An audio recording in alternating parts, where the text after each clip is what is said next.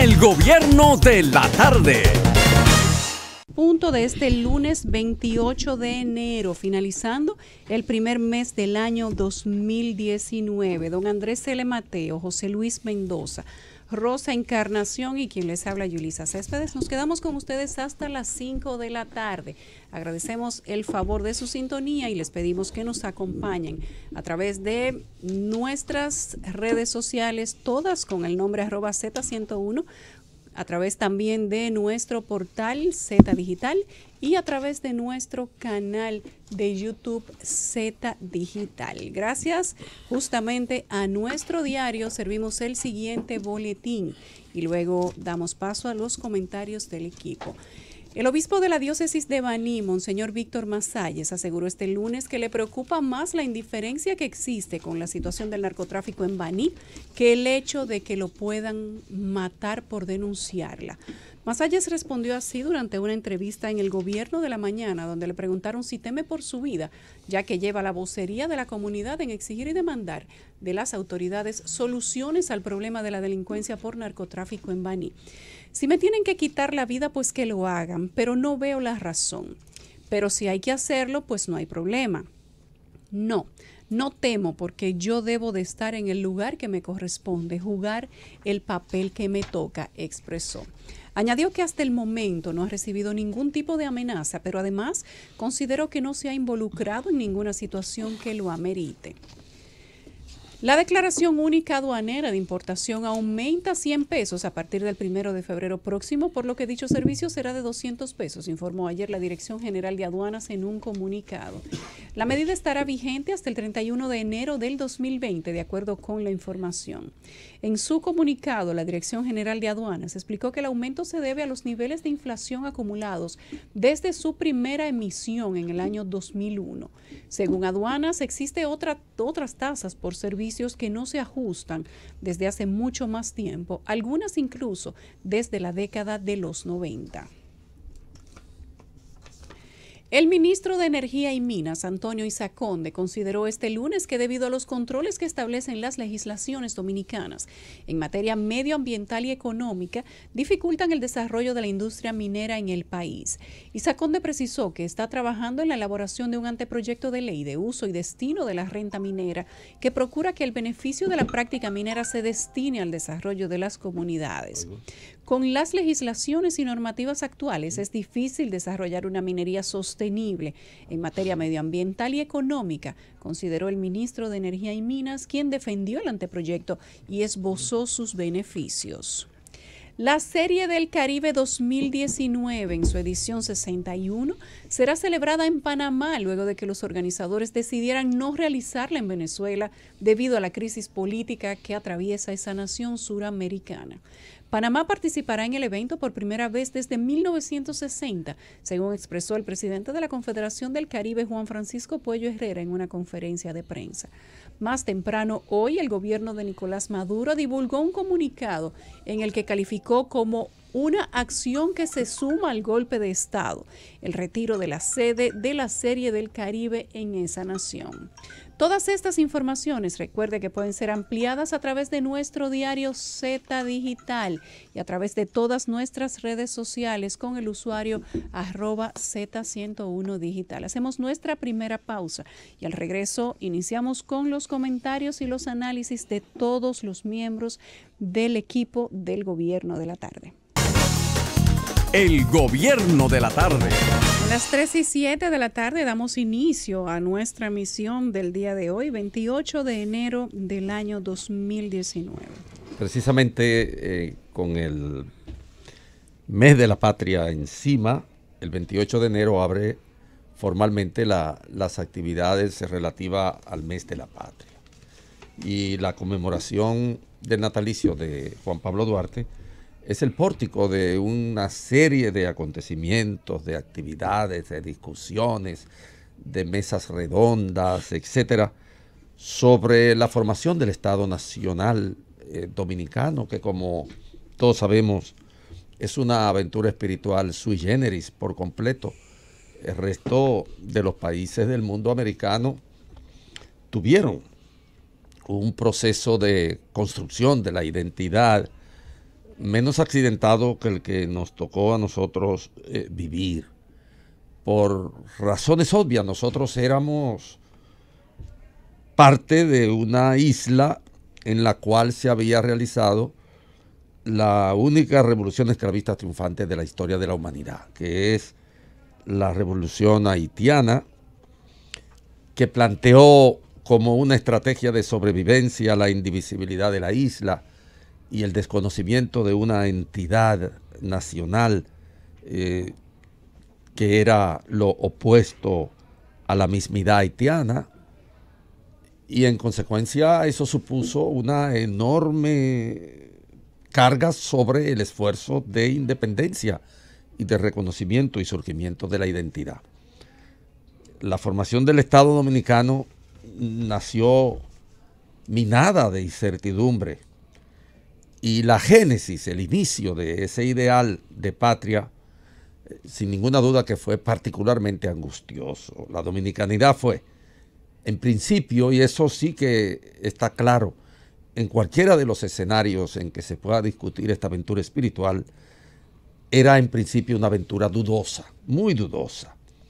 Y uno lo ve cuando analiza, por ejemplo, la trayectoria de los líderes. Por ejemplo, la espada de la patria. ¿Quién es la espada de la patria? Pedro Santana. Es decir, Pedro Santana encarna el más elevado nivel de acción liberadora al inicio del proceso de la independencia. Y por supuesto es la espada de la patria, sin ninguna duda en esta etapa inicial, porque él dirige el ejército dominicano, que como todos sabemos el ejército dominicano era un montón de tipos descalzos y con las nalgas rotas, con los pantalones rotos en la nalga. No era un ejército en el puridad de sentido, eran los peones de Santana, quienes se lanzaron bajo la égida de su jefe a la lucha, a la contienda.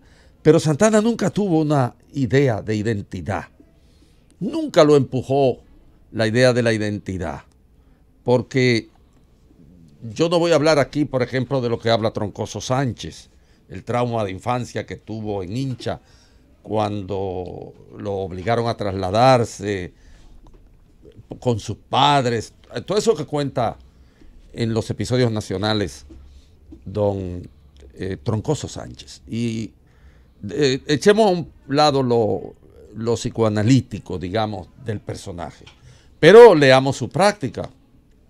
Podemos leer su práctica, y cuando uno lee esa práctica uno se da cuenta que Santana no estaba alentado por ningún tipo de visión que propendiera a la construcción de una identidad. El predominio de sus intereses estaban por encima de la concepción del ser dominicano, y lo demuestra el hecho de que en más de una oportunidad Santana estuvo a punto de anexar la isla a una potencia porque no creían en la viabilidad de la nación, y finalmente terminó anexándola a España, como todos sabemos.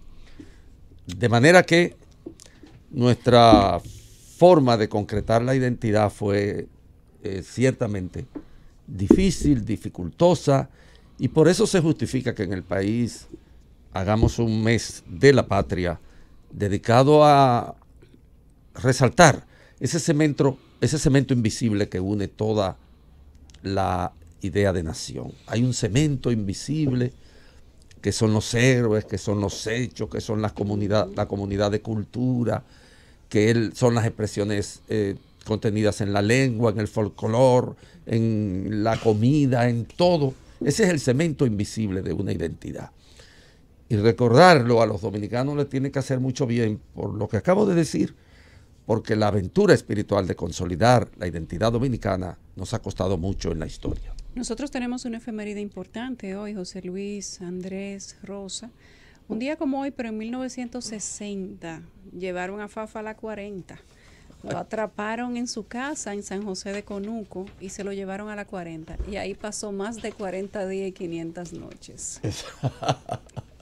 Ese fue el inicio. Ese fue el inicio, así mismo. Fafa lo recuerda, lo posteó inclusive hoy muy temprano, cómo él recuerda aviva en vivo sentido todavía que a esta hora ya él estaba preso en la 40. Con respecto al tema del mes de la patria y esencialmente de la figura de Duarte, específicamente sobre la figura de Duarte, hay un amigo en las redes, un joven de estos muy locuaz y que hace, como digo yo, preguntas inteligentes, que yo diría que siempre el mejor síntoma de inteligencia no son las respuestas, son las preguntas. Creo que ahí se concibe realmente lo que puede abarcar el pensamiento de una persona. Decía Juan Isidro en un tuit hace un ratito, un tuit dirigido al joven dominicano, que el Duarte triunfante, el Duarte que consigue llevar a cabo su proyecto de vida, o por lo menos verlo triunfar, tenía 31 años en 1844. Ni hablar de la edad que tenía cuando comienza a participar, fundar la Trinitaria, la Dramática, la Filantrópica, y a iniciar los escarceos y los movimientos de complot, de planificación, hasta lograr ya darle una espina dorsal al movimiento. La única fotografía que conocemos de Duarte, por contraparte, claro, sí, es una fotografía de 1873 de un Duarte gastado, derrotado, exiliado, lejos, muy lejos de la idea de un general triunfante. Por lo tanto, hay que ver también, pienso, mientras hacía esa excelente descripción del otro, del antihéroe, concepto que por cierto aquí también pienso habría que solidificar. Siempre hemos hablado, nos tocó en algún momento enjuiciar sobre todo a personajes más avanzados en la cronología dominicana, que fueron héroes en un momento, lograron tal vez esa condición por una circunstancia histórica, y más adelante muchas de sus actuaciones desdicen de esa condición de héroe, y siempre que eso, Andrés, ha sido probablemente de los pensadores dominicanos del más preclaro, en el sentido de que la heroicidad, del punto de vista que nosotros tenemos, que es la heroicidad grecorromana, heredamos la idea del que es héroe una vez y para siempre. En una época en la que las vidas eran muy cortas.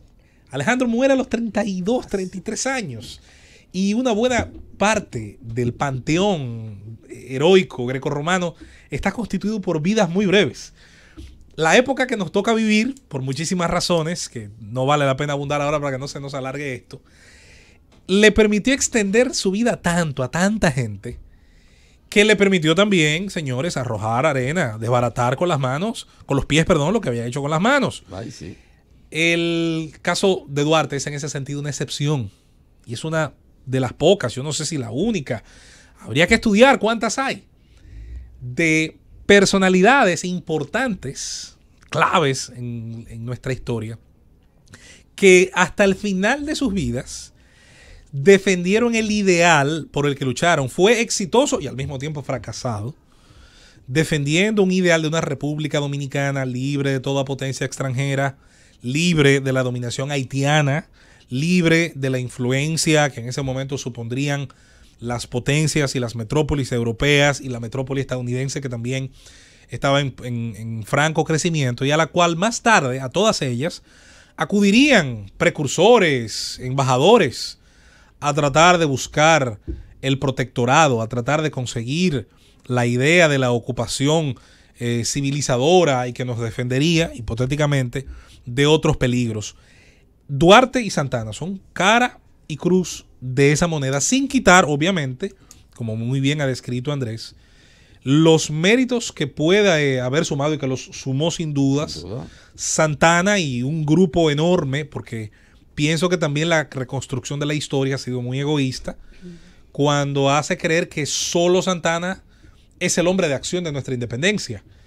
Y gente como Antonio Duvergé, claro, de quien Santana se ocupó no solo de matar, porque no solo lo mata biológicamente, se trata también de borrar su lugar como una espada que fue importante para la independencia. Y con el nombre de Antonio Duvergé, nacido en Puerto Rico, por cierto, en Mayagüez, bien podríamos comenzar a citar un montón de casos extraordinarios. Los hermanos Puello, dos extraordinarios ciudadanos, tanto en el campo de batalla, pero con ideas liberales, que terminaron también constituyendo esa primera generación del martirizaje de nuestra república. Es una curiosidad, no digo que sea ni bueno ni malo, pero es una enorme curiosidad que haya sido Lilis, que haya sido Ulises Heró, quien, asesorado tal vez por las mentes de la época, los azules sobre todo, tuvo muy cerca a Bonó, tuvo muy cerca a mucha gente, claro, decidiera hacer una tríada de padres de la patria.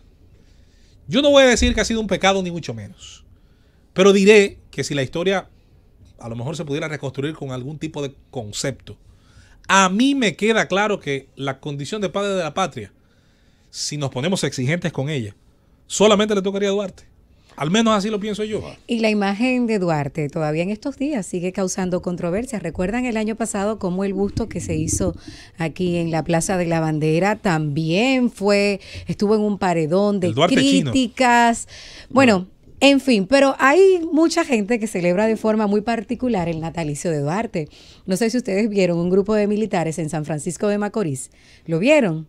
Los que estaban marchando. Estaban marchando por el natalicio de Duarte el sábado. Sí. Y el cántico que ellos emulaban era el de una canción popular. Ahora, eso es común en la de Alajazá. ¿Ustedes lo escucharon? Claro. Sí, pero ellos cantan hasta bachata. Pero miren, es su vida. Al que Juan Luis le hace homenaje en un merengue, sí, porque el movimiento de Achar llevaba un ritmo, entonces se usaba el coro. Sí. Entonces Juan Luis lo hace en un merengue precioso. No, eso se usa, es el canto del trabajo. Exacto. Sí. Todo el que ha tenido familia guardia sabe lo que se pasa. Es que es su vida, que nadie se meta, que ellos no quieren beber, sino que lo que quieren es fiesta. Lo que pasa es que para la guardia no tiene sentido lo que sea que estén cantando. Ellos buscan algo que sea de momento para que las tropas se mantengan en alta, porque las marchas son largas, ellos cargan los fusiles y además es muy cansón. Stanley Kubrick juega mucho con eso en la película. A la gente le encantó. La película Full Metal Jacket. En Full Metal Jacket. Hace un uso muy gracioso de ese recurso de la canción. Casi todas esas películas donde hay entrenamiento militar, las canciones son, o sea, imagínate que sea con el himno, que lo marchen todo el tiempo, o sea, es muy difícil, pero ya dije hace un momento que todo el que ha tenido familia guardia sabe lo que significan las marchas. Hoy en la historia, en 1794, con motivo de la guerra entre España y Francia, llega a Vallajá, hoy Fort Liberté, una escuadra española de 3 navíos y 2 fragatas al mando de Gabriel Aristizábal, intimando a las autoridades francesas a la rendición de la ciudad. En 1822, el presidente de Haití, Jean-Pierre Boyer, inicia la marcha desde Puerto Príncipe con su ejército de 12,000 hombres para tomar el control del territorio de Santo Domingo Español, hoy llamado República Dominicana. El secretario de las Relaciones Exteriores en 1899, Enrique Enríquez, instruye a la Comisión Dominicana que junto a la haitiana delimitarían las fronteras entre ambas naciones. Oye, José Luis, a ti que te gusta el tema fronterizo. En 1948, los tribunales dominicanos condenan en contumacia a los implicados en la expedición de Cayo Confites, que fuera desintegrada antes de iniciarse. En 1962, un día como hoy, el Consejo de Estado promulga una ley mediante la cual dispone el retiro de la circulación de todos los billetes de 50, 100 y 500 pesos en un plazo de 72 horas, los cuales contenían la figura del ajusticiado dictador Rafael Leónidas Trujillo. En el 2004, la organización izquierdista Fuerza de la Revolución demanda la renuncia del presidente Hipólito Mejía y todo su gabinete durante la jornada de los días 28 y 29 por la ineficaz forma de enfrentar la crisis económica que afectaba Esa fue la última huelga, yo diría, de su tipo. Siempre le he reconocido eso a Narciso y al movimiento Fuerza de la Revolución, que en esa época tuvo una especie de alianza con algunos sectores. Donde ¿Será la Marcha Verde de ahora? Donde estaba Secundino Palacios, donde estaba el fenecido Flores Estrella, que fue su candidato presidencial. Fue el cuarto, de hecho, vamos a decir, el primero de los candidatos minoritarios que más votos sacó en esas elecciones. Y yo diría que lograron, una vez se lo dije aquí en cabina, el último movimiento huelgario de carácter nacional que de verdad paró la vida nacional en cuanto a trabajo y actividades. 2 días lo hizo. Recuerdo que fue finalizando la pelota, lo recuerdo muy bien, porque la Serie del Caribe era aquí. Fue esa huelga de la Fuerza Nacional en 2004. Lo recuerdo bastante bien. En 1596... un día como hoy, muere frente a las costas de Portobelo, en Panamá, el corsario pillo inglés Sir Francis Drake, uno de los hombres que más robó a la isla de Santo Domingo. Tiene la extraña marca, de las muchas cosas que hizo Drake, es una biografía sin desperdicio, hasta le dio la vuelta al mundo. Sí. Él y Magallanes fueron los primeros en hacer la circunvalación. Un hombre de la muy inteligente. Drake tiene en su haber un récord. Yo no recuerdo otro caso de alguien que secuestre un país. Es decir, él estuvo aquí y mientras estuvo aquí el país estaba en condiciones secuestrarias en la catedral. En la catedral, y hubo que reunirle un cofre, y hasta que no le reunieron el cofre no se fue. Bueno, hay otros precedentes, por ejemplo, después de su unión fenosa. No, pero en Cuba se dio el secuestro del arzobispo Cabeza, que dio origen al famoso libro Espejo de Paciencia. Fue un secuestro en forma, o sea, secuestrado, y el pueblo hizo también una recolecta para recuperar al arzobispo Cabeza. Incluso... Pero secuestró un país. Incluso una cuando, isla entera secuestró. Cuando se habla de diferencia de respecto de la identidad, los dominicanos no tenemos un libro de referencia o una documentación de referencia que nos diga cuál es el inicio del momento en que nosotros mismos nos llamamos criollo o nos llamamos dominicanos. Aquí sería Juan Sánchez Ramírez a partir de Palo Hincado. Ciriaco Landolfi tiene la llamada teoría del complejo de frontera, que parte de las despoblaciones de Osorio. O sea, demasiado remoto en el tiempo y en el espacio, pero es la teoría. En cambio, en Espejo de Paciencia, los cubanos tienen por primera vez el testimonio datado, documental, de el momento en que ellos se llaman a sí mismos criollos. Se diferencian tanto del precolombino como del español que vino. Ya son una tercera cosa que no es ni una ni la otra. Son criollos, ya son cubanos, se llaman cubanos ya. Y eso aparece datado en Espejo de Paciencia. Nosotros no tenemos un libro similar, es decir, un referente culturológico que nos permita decir, bueno, de aquí en adelante nosotros no éramos ya ni españoles ni éramos precolombinos, sino que éramos dominicanos. El gobierno de la tarde. Pasamos al gobierno de la tarde, son las 3:28. Sí, queremos hacer un llamado a la fiscal Loraine Linares. Ella es de Santo Domingo Este, para que investigue, por favor, el caso que tiene que ver con el joven Mauri Jaques. Su madre, Victoria Marte, estuvo aquí más temprano en la Z con el Pueblo denunciando un supuesto abuso de poder por parte de el padre de un menor que fue agredido por su hijo. Hablamos del abogado Wandy Paulino. Él posteriormente llamó a la Z con el Pueblo y dio su versión, incluso sacó otros datos a colación. Ya el pueblo escuchó las dos versiones. Queda por parte de las autoridades indagar sobre este caso y hacer justicia. Ya nosotros presentamos también, como solemos hacer, las dos campanas en la Z con el Pueblo, importante siempre para nosotros. A propósito de las conversaciones que se dan en la Z con el Pueblo y de esas historias que muchas veces conocemos a través de este medio de comunicación, vamos a mandarle saludo a todos los de Z Digital, que hoy la Z con el Pueblo ha sido motivo de conversación de ellos.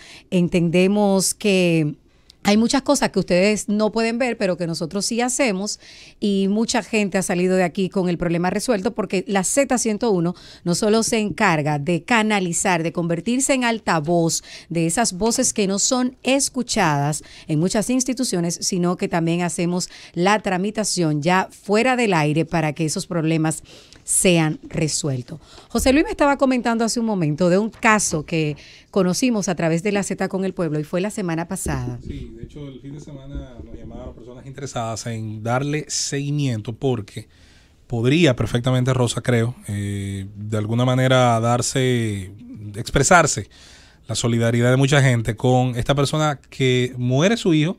Sí. Ya de por sí es una de las desgracias más grandes que puede atravesar cualquier ser humano.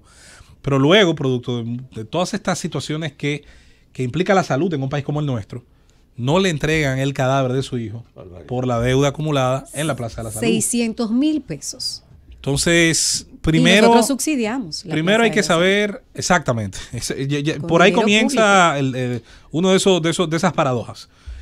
Luego está el tema de saber de ese monto total que podría asumir la Plaza de la Salud y su administración, que podría reducir el departamento en materia de acuerdos de pago, hasta dónde podría reducirse la cifra mínima para poder entregarle el cadáver, y que después de ahí, bueno, pues se haga el esfuerzo. Hablamos del caso del señor. ¿De dónde procede el señor? José Luis González. Él vino de Villajuana. Su hijo Hay cuánta gente exitosa ha salido de Villajuana económicamente. Pero él tuvo que buscar 100,000 pesos, 100,000 pesos prestados para poder sacar el cadáver de su hijo y darle cristiana sepultura. Debe 500,000. O sea, el sistema lo está matando a él también en vida, porque él no sabe de dónde va a sacar esos 500,000. Imagínate. Esa es una situación que conocimos la semana pasada.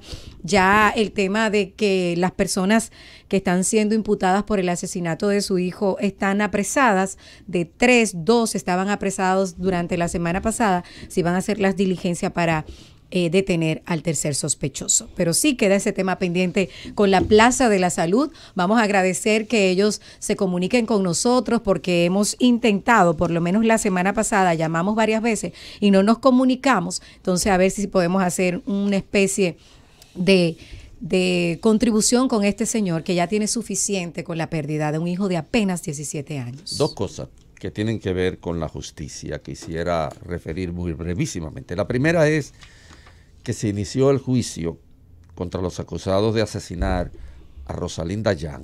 ¿Ustedes se acuerdan? Finalmente. ¿Qué cosa? ¿Ustedes se acuerdan? Trabajo. Exactamente, por eso exactamente que dice Yulisa, lo estoy rememorando. ¿Ustedes se acuerdan cuando el caso de la niña de San Francisco de Macorís, que aparecieron 3 cadáveres? Cuando buscaban a Emily. En la búsqueda de Emily aparecieron otros cadáveres y uno de esos fue el de Rosalinda Yang. Sí, ella es la de San Cristóbal.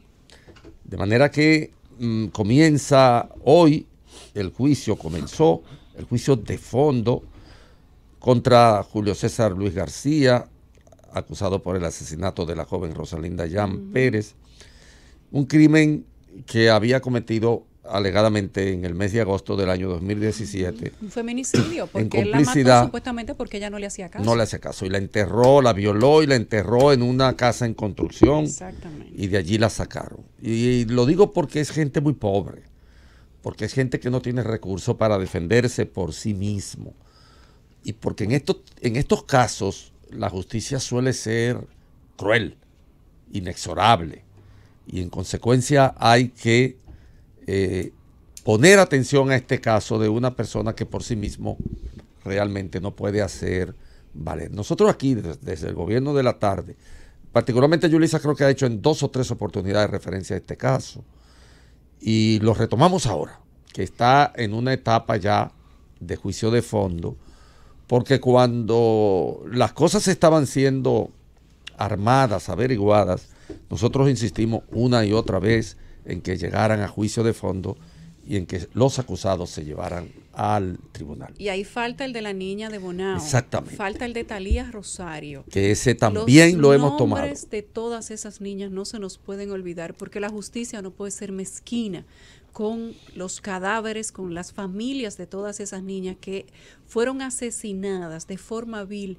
simplemente porque no congeniaban o no le hacían caso a indeterminados individuos. Todos ellos fueron feminicidios, en su mayoría de niñas que no podían defenderse, que no podían equiparar el control de la fuerza o el uso de la fuerza en contra de sus agresores. Y en todos los casos prácticamente, excepto el de Emily, que todavía no se ha hablado de cuánta gente estuvieron en esa habitación, todas esas niñas fueron muertas por más de una persona en el momento en el que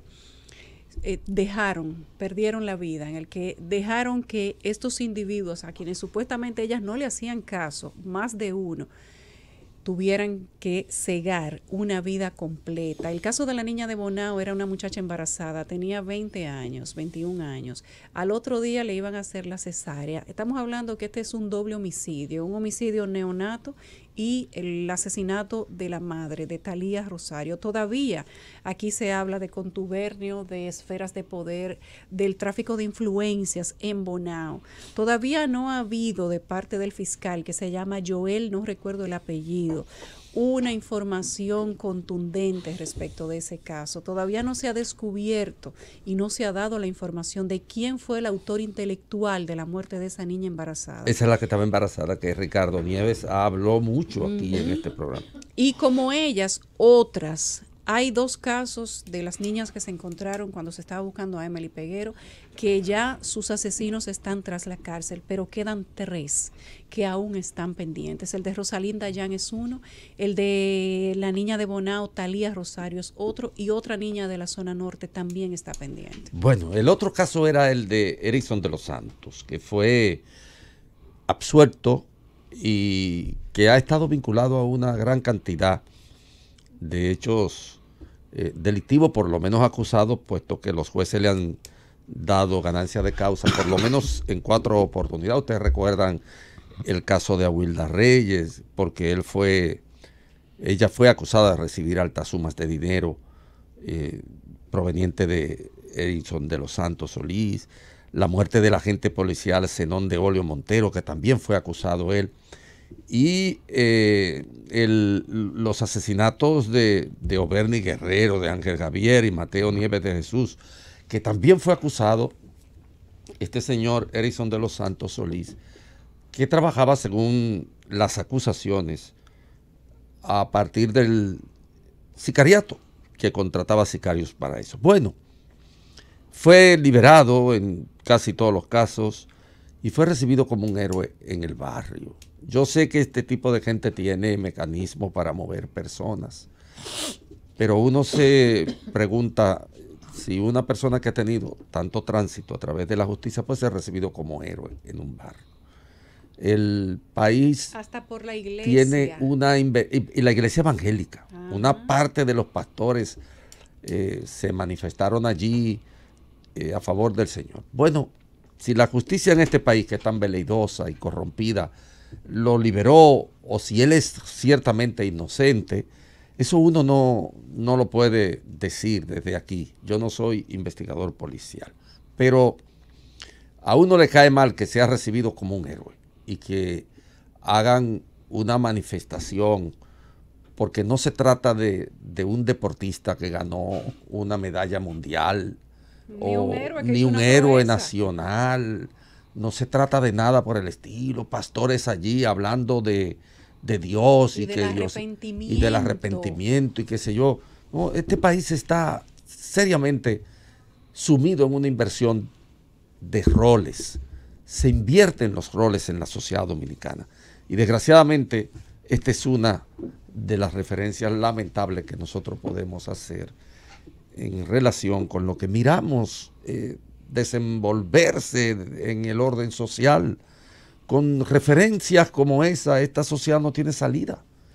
Bueno, no tiene salida. Y junto con ello, Andrés, recordar que si hoy Awilda Reyes no es una magistrada de la Suprema Corte de Justicia, es precisamente por el caso de Erickson de los Santos. Recuerden que los famosos 300,000 pesos que ella llevó en una cartera al despacho del presidente. Que se lo entregó al presidente de la Suprema. Exactamente.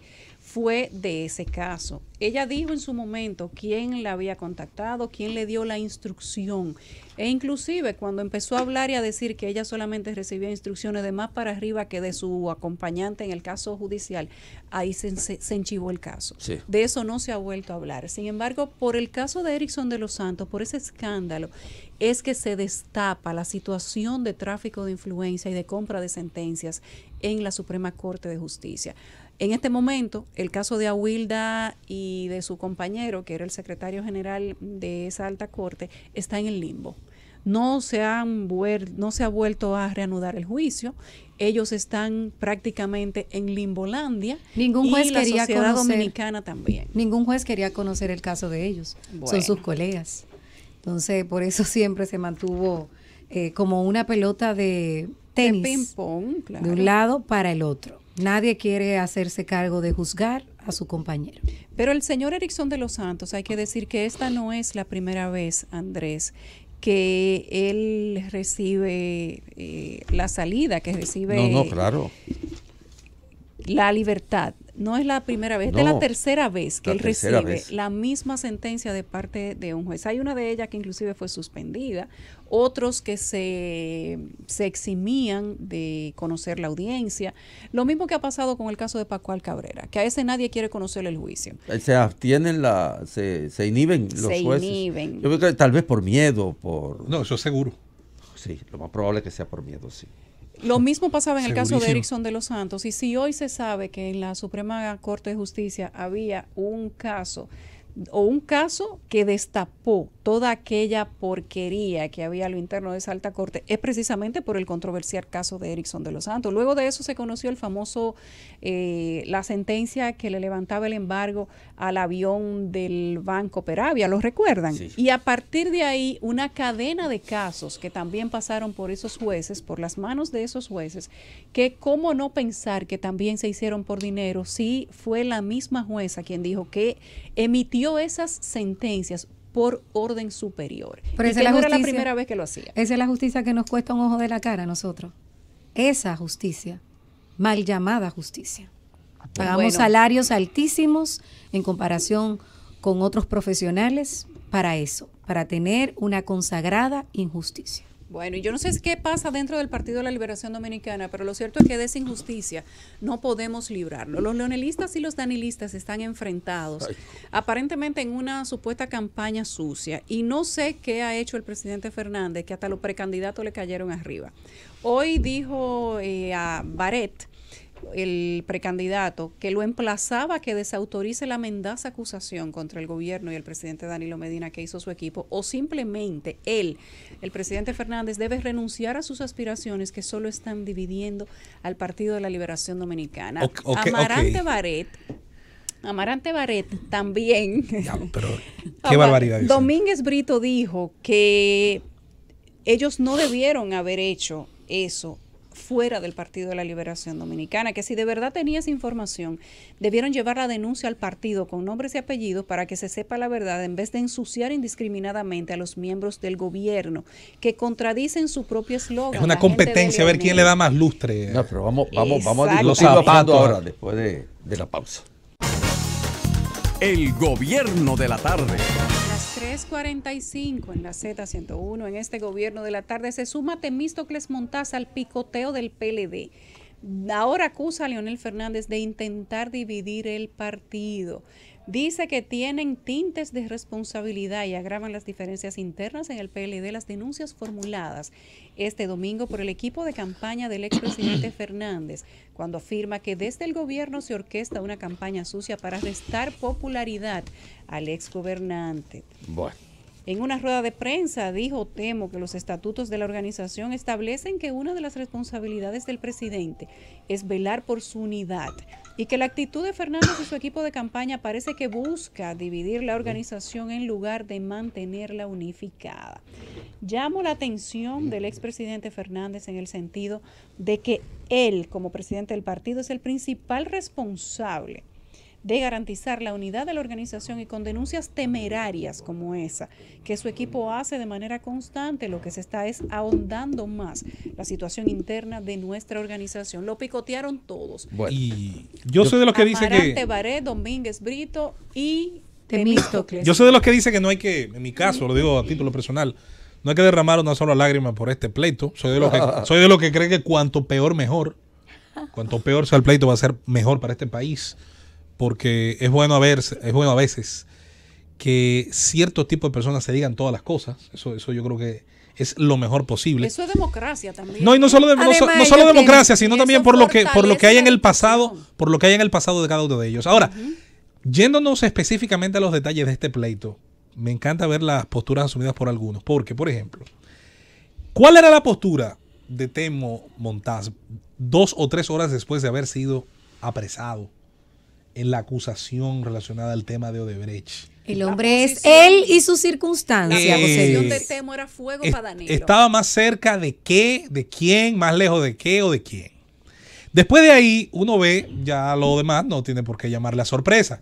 Aquí estamos claros de que muchísima gente quisiera el día de mañana, si termina la coyuntura de la reelección, como creemos nosotros va a terminar, en un imposible, en la condición de que Danilo no va a sacrificar el legado político que tenga, que le quede, pretendiendo reelegirse otra vez. Entonces, la pelea por saber quién va a ser su delfín, todo el mundo se la quiere ganar a Navarro, que por cierto, tengo claro que le lleva 6 o 7 cuerpos en la carrera a los demás. Me queda clarísimo. Porque no tiene ni siquiera que hacer este tipo de declaraciones, los otros sí. Y tienen que hacerla con mucho énfasis. Cual pastor nuevo desde un púlpito. porque hay que ganarse el favor del que gobierna, hay que demostrarle al que está gobernando que yo soy el más entusiasta de tus defensores. Eso, yo creo que esa es la leña que alimenta esos ataques hacia el expresidente Fernández, el cual, por lo tanto, junto a sus asesores, no le quedará más remedio, supongo yo, que ir quitándole el velo al fardo probatorio de esas acusaciones, y que a partir de ahí entonces eso llega a donde tenga que llegar. Claro. Miren, yo creo que la estrategia del grupo leonelista es matarle el gallo en la funda a el grupo de Danilo Medina. Hace 2 semanas y media en Juan Dolio se efectuó una reunión de todos los factores que tienden a buscar la reelección del presidente Danilo Medina. Y estaban allí el sector económico que apoyó el proyecto de Danilo Medina y que hoy tiene grandes ventajas en la estructura del gobierno, y una parte del sector político. ¿Cuál es la estrategia? La estrategia es minar la campaña de Leonel Fernández, tratar de minarla con procedimientos que resultaron en el pasado efectivos. Por ejemplo, el quirinazo. Es decir, el quirinazo fue el golpe de bolsón, como se dice en la pelea de gallo, que le dieron a Leonel Fernández, hasta el punto que no pudo ni siquiera ser candidato. O sea, no es que le disminuyeron las posibilidades de llegar al poder en la coyuntura de la reelección del 2016. No, es que no pudo ni siquiera ser candidato, no pudo ni levantar la cabeza porque le dieron el golpe de bolsón. Lo inhabilitaron. No es posible que ahora esta gente salga al escenario en una rueda de prensa donde hay 5 miembros del comité político y 2 miembros del comité central. Lo que quiere decir que tiene peso político hacia adentro de la estructura formal del Partido de la Liberación Dominicana. Y por otra parte, aunque hay un desmentido de JJ Rendón es probablemente el más asqueroso de todos los estrategas políticos del mundo. Es un individuo que no tiene el más mínimo escrúpulo, y hace tiempo que hay representantes de él en Palacio trabajando en la estrategia de la reelección, muy cerca de un despacho, del despacho de un ministro muy influyente.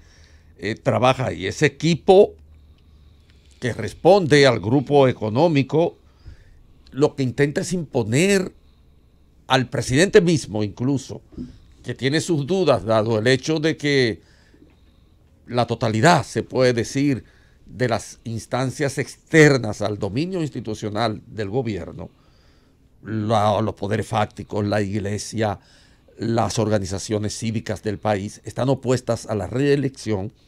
Lo que intentan es hacer que el presidente Medina acceda a que ellos puedan expandir la campaña y tratar de parar dentro del Partido de la Liberación Dominicana la candidatura de Leonel Fernández. JJ Rendón está en el país hace tiempo, pero no como él, porque el que lee periódicos internacionales y se informa de lo que ocurre a nivel político en el continente sabe que la oficina de JJ Rendón está en muchos problemas jurídicos en México por su relación con el Chapo Guzmán, que le hizo candidatura pagado por el Chapo a varias, según las informaciones provenientes de México, a varios candidatos que financiaba el narco.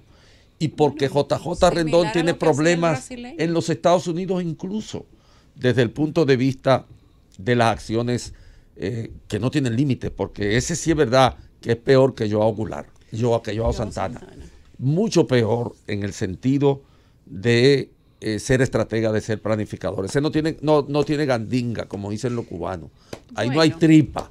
Ese no tiene ningún resquicio donde se pueda refugiar y levantar por lo menos una banderita de la ética, porque lo de él es lograr un objetivo por encima de lo que sea. De manera que lo niegue el gobierno, que esa campaña existe. Es como negar la reunión de Juan Dolio. Y además la reunión de Juan Dolio fue todo el mundo la vio, hubo reseña extraoficial, pero hubo reseña, incluso fotos, y esa reunión es lo que lleva a esta rueda de prensa del sector leonelista del Partido de la Liberación Dominicana. Pero hay que decir que los asesores, masters de campañas políticas, los que ya tienen muchas décadas haciendo exactamente lo mismo y se especializan en áreas diferentes, su papel es precisamente ese: hacer el trabajo más profundo y eficiente, y la palabra eficiente lo pongo entre comillas porque eficiente para quién, respecto del equipo por el que le toque trabajar. JJ Rendón no sería lo que es hoy si no hubiese encontrado las personas que lo contrataban y que lo siguen contratando para hacer precisamente lo que él hace. Él es un especialista en campañas negativas, pero también tiene otro tipo de áreas dentro del mismo marketing político donde él se especializa. Hay que decir que JJ es una persona que ha tenido mucho éxito, y pongo el éxito entre comillas también porque el éxito dependiendo desde qué punto usted lo vea. Ahora, él es una persona asertiva, es una persona que pega golpes duros, algunos dicen que él juega con golpes bajos, pero normalmente eso lo dicen quienes han estado en la contraparte del equipo para el que él trabaja. Ha sido una persona muy criticada en el ambiente venezolano porque él ha trabajado en todas las campañas en contra de Nicolás Maduro. Ha trabajado en otros países también donde los gobiernos... Pero él trabajó para Maduro también, para Chávez. Él no tiene que ver. No tiene que ver. JJ Rendón es el que le dé su cuarto. Pero ese es el trabajo de los asesores. Trabajó con Chávez también. Tú pones tus condiciones, tú estableces cuál es tu tarifa, tú estableces además cuál es tu perímetro de trabajo, y el que te contrata, tú decides si quiere o no trabajar con esa persona, pero ese es el trabajo de los asesores políticos. A usted puede gustarle o no, pero cada quien aquí, por ejemplo, tiene opiniones distintas del trabajo que hace cada quien. El tema de los abogados. Aquí nosotros tenemos abogados penalistas que solamente le trabajan al narcotráfico. Personas que solamente trabajan con los temas constitucionales, y tenemos algunos una particularidad de opinión respecto de cuáles son los abogados constitucionales. Otros que solamente trabajan con temas de delitos de cuello blanco. Es el mismo caso con el tema de los asesores internacionales, con los consultores políticos. Lo que pasa es que la política desnuda las partes más feas de las interioridades de un país y de las campañas políticas. Entonces, JJ ha sido el producto de todos estos resultados. Es asertivo, es bueno, inclusive es hasta arrogante, y lo dice una persona que lo conoce. Puede ser inclusive arrogante. No por nada tiene el apodo que tiene. Yo lo he visto 1000 veces y es un arrogante, pero además tiene... El apodo de JJ es el cabrón. Sí, el que cabrón. lo conoce sabe que ese es su apodo. Cabrón. Y no por nada se ha ganado el apodo que tiene. Ahora, ¿quiénes lo contratan? Quienes buscan precisamente una campaña para pegar, para golpear, para tirar al suelo al adversario. Yo no sé si Danilo Medina ha contratado a JJ en este momento. Bueno, aquí hay gente de la oficina de él trabajando hace tiempo. Pero sí lo tiene. Y lo sabe el grupo económico que quiere imponer la reelección de Danilo Medina. JJ Rendón tiene aquí 2 personas trabajando en el comité de estrategia. ¿Y no es la primera vez que trabaja en República Dominicana? No, ha trabajado otras veces. Ha trabajado para el PRD también, y ha trabajado para varios equipos que también han creído que dentro de los hombros de un asesor está el éxito de su campaña, que por cierto tampoco es así. Una campaña política no depende 100% de un asesor, pero JJ es el resultado que le precede. ¿Quién planificó el quirinazo? Sin JJ. ¿Quién planificó el quirinazo? ¿Fueron solo los estrategas de Palacio los que obligaron a Leonel Fernández a retirarse de las elecciones en el 16? El quirinazo es parte de la misma concepción, tomando en cuenta el carácter de Leonel Fernández. Es decir, Leonel Fernández no es un hombre que tenga gandinga para ponerse en el plano de una discusión. Le gusta el glamour del poder, pero la incertidumbre, las confrontaciones rudas que se derivan de ello no le gustan. Entonces Fernández quedó, desolado con el golpe del quirinazo, porque él ni se lo imaginaba. Es decir, es un nivel de estrategia que dice de quien la está empleando que ahora no tiene por qué dejar de hacerlo. Eso es lo único que están haciendo, repitiendo el mismo esquema de acosar a Leonel Fernández para que no tenga ninguna posibilidad. hacia dentro de su sencillo, propio partido. Andrés. Ahora él sabrá si se deja joder. Eso. Porque ese es su problema. Y como dice José Luis, a mí ni me va ni me viene la situación de ninguno de los dos ahí. Porque Pero hay para una mí, situación. Hay una situación, Andrés. Hoy se llama JJ. Antes se llamaba Joao. Y antes de Joao habían otros nombres de cada partido. Ahora, ¿qué es lo que sucede con estos casos? Que a quien le sacan una campaña sucia, si es verdad que se la sacan, se la están sacando con información real o inventada. El gobierno de la tarde. Regresamos al gobierno de la tarde. Le damos la bienvenida a nuestro compañero Emil Chireno y hablamos hoy de lo que sucede al interno del Partido de la Liberación Dominicana y vamos a meter a Emil en la picota. sí, y lo que está pasando en Estados Unidos. Hay muchas cosas nuevas allí en Estados Unidos que debíamos pasar revista hoy, en el día de hoy. Sí, hay muchas analogías que se pueden hacer siempre entre los desastres de la política en todos lados, porque allá hay sus desastres, aquí también hay sus desastres. Y bueno, placer estar con ustedes siempre, y máxime en un día tan lluvioso donde el clima estimula las neuronas. Cuando hace como un clima templado, yo creo como que los diálogos se dan mejor, pero con un calorazo uno no puede pensar mucho, ni se presta mucho. Yo pienso que al revés, el clima cuando está así lluvioso, yo lo que me quiero es acostar, y así anda también el cerebro como rezagado. De hecho, te voy a dar una frase de alguien que apoya esta teoría. Lee Kuan Yew decía que el mejor aporte que ha hecho la tecnología al desarrollo es el aire acondicionado. Y dice, ¿tú por qué usted dice eso? Porque permitió que los obreros del sur trabajaran en condiciones similares a los obreros del norte. Konrad Adenauer de Asia. Entonces, yo creo que sí, el clima ayuda. Cuando está así, es mejor uno dialogar, tomarse un vinito si quiere, pero con un calor extremo no. Uno solo piensa en enfriarse un poco. Emil, Venezuela. Ay, bueno, lo que yo he dicho acá, tú sabes que con Venezuela, yo estoy cansado de decirte, Yulisa, que están al borde del abismo, pero tenemos 3 años en el abismo y Pensando no acabamos de caer. mismo, pero sí hay algo que veo, que he dicho muchas veces y ahora lo veo en titulares y me agrada. Por fin, los periodistas de muchos medios están diciendo lo que muchos que observamos esta realidad tenemos tiempo afirmando. El tema es el ejército. Ahora la gran mayoría de los medios, si tú lo lees, que la fidelidad del ejército sea Maduro, ellos lo han reafirmado. Es el espina dorsal de Maduro. Hasta que eso no cambie, yo no veo una transición como factible. Entonces, vamos a ver. Hay otro escenario que yo discutí ahorita con mi querida esposa, con quien tengo el placer de poder discutir temas de relación internacional y de política, y le gusta. Y era una película del año 1997. Hombre recién casado, que a mí, oye, ¿cómo habla? Ya son 2 años, pero sí, eso es reciente todavía. No es reciente, no. Bueno, está bien. Ya no. Que se llama Walk the Dog, una película de Robert De Niro y Dustin Hoffman, donde un director de cine lo contratan para supuestamente inventarse una guerra y entretener al público mientras el presidente de un país pues tenía otros problemas políticos domésticos. Y decían que el paralelo que hacían con esa película era el caso de Lewinsky y Clinton, porque la película salió en el 97, meses antes del escándalo de Lewinsky. Decía, mira cómo un presidente cuando tiene la papa caliente se inventa algo fuera para que los medios le quiten un poco de presión. Trump lo ha hecho muchas veces. Lo ha hecho muchas veces e incluso yo no descartaría que lo haga de nuevo, porque si él está en un momento de crisis personal, política, es ahora. Le dijeron ahora que el caso de Venezuela, él lo estaba utilizando políticamente para quitarle presión al cierre económico. Pero claro, y hace sentido. Yo fuera él y yo pensaría. Pero hasta las oleadas de los centroamericanos se dice que es una invención. Sí, hay gente que se la inventa porque es coincidente. Cada vez que él tiene ese tipo de crisis, ahora hay 2. Una crisis saca otra crisis. Eso en política es una máxima. Y otra, que de hecho la esbozó un padre fundador de los Estados Unidos, Alexander Hamilton. 101.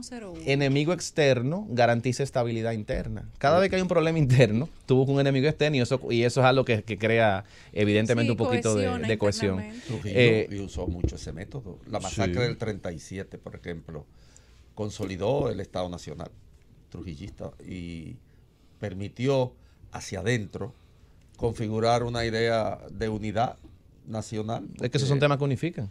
Y Estados Unidos también, si tú te pones a pensar en qué ha pasado en los últimos 8 años, especialmente con los años de Obama, que es una crítica a la política exterior de Obama, Latinoamérica es prioridad Z. Estados Unidos ha estado muy enfocado en otras regiones del mundo. Entonces, ahora que el mundo está concentrado en Latinoamérica, por este hecho que está ocurriendo en Venezuela, esto es una oportunidad interesante de que Estados Unidos, de alguna forma u otra, si está interesado, pues retome un poquito del liderazgo que ha tenido regionalmente en los temas de política exterior en el hemisferio. Entonces, yo no sé si eso va a ocurrir. John Bolton, vieron ustedes que dijo este fin de semana que habrá una respuesta significativa si se toca el personal americano en Caracas. Pero yo no descarto nada, francamente. El personaje que ha nombrado Trump para Bolton mediar. El otro, Elliot Abrams. Abrams es un hombre un halcón. marcado, un halcón de verdad. Estuvo desde los contras, ¿te acuerdas? En Nicaragua. El testimonio de él Andrés, para fregar sartenes se necesita brillo gordo. Sí es gordo. Pero además se lo sacó. En el caso de Irán lo fue a buscar. Lo fue a buscar de la gaveta. Lo fue a buscar a la prehistoria porque nadie se acordaba de este hombre después de ser tan prominente, porque el caso de los contras fue enorme. Fue enorme. En relaciones exteriores de Estados Unidos, él es un asesor de relaciones exteriores. Siempre lo ha sido. Él es una figura. Activo de manera permanente. Pero es un hombre de la prehistoria ya de la política hispanoamericana. Y la gente le saca mucho lo de Irán, que lo he visto, por cierto, en varios periódicos estadounidenses, pero no se quieren acordar del papel que él jugó con el caso de Noriega. Sí, ciertamente. Ahora, yo te voy a decir algo. Él no es el peor. Bolton es 35 veces más peligroso que él y más radical. Entonces, él lo que pasa es que tiene un rol histórico. En la misma línea. Pero Bolton, que el que está ahí ahora con su bigotico, es capaz de cualquier cosa. Pero Bolton es un hombre de actuar en el sistema institucional. Abrams no, porque por ejemplo lo que ocurrió con los contras es insólito en la sociedad norteamericana. Vender drogas y vender para financiar a los contras en Nicaragua. Es una operación que incluyó a la CIA, incluyó una cosa insólita.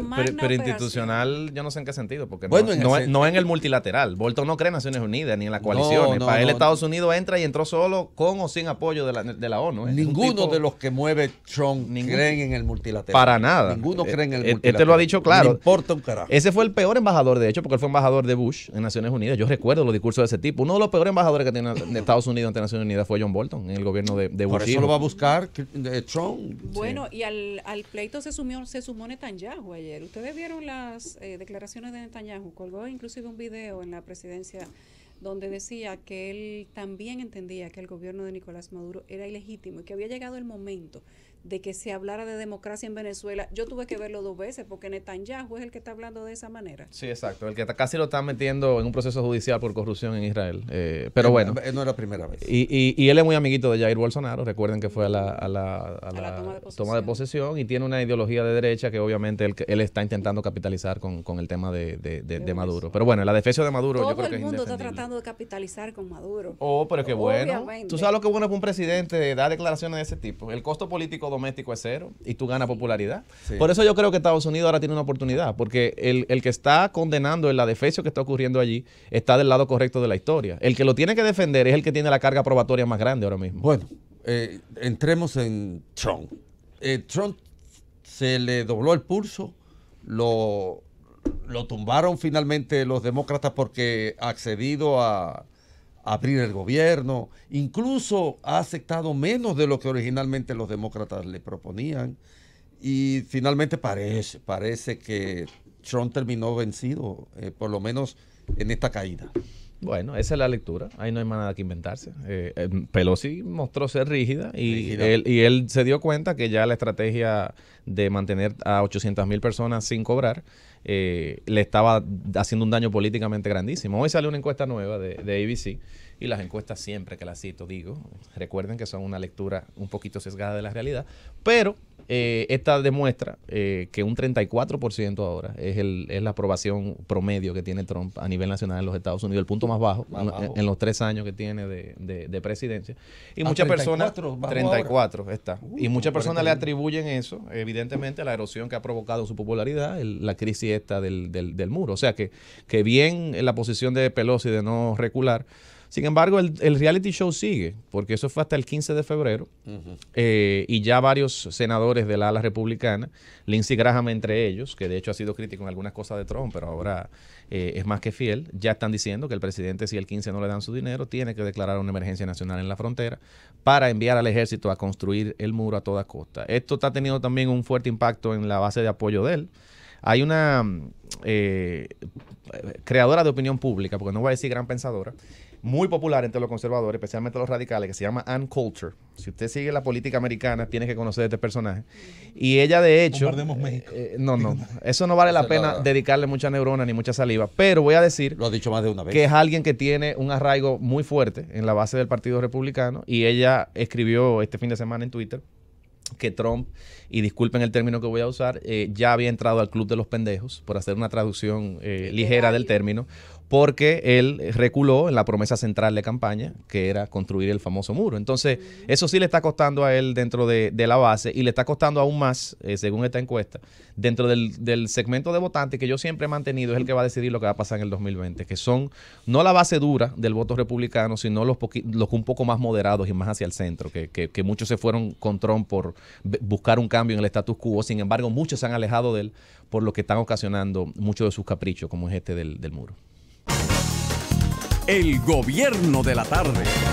Regresamos al gobierno de la tarde, son las 4:14, así en equipo, todos juntos, vamos a escuchar el comentario de don Andrés L. Mateo.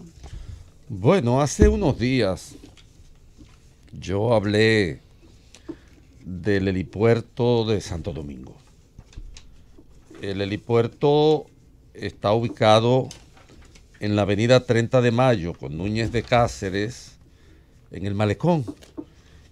Y las autoridades del Departamento Aeroportuario resaltaron que esta es una obra con un diseño armónico, que tiene un entorno, su techo, que está revestido con grama vegetal, que lo convierte en una infraestructura amigable con el medio ambiente, un montón de cosas alrededor del helipuerto.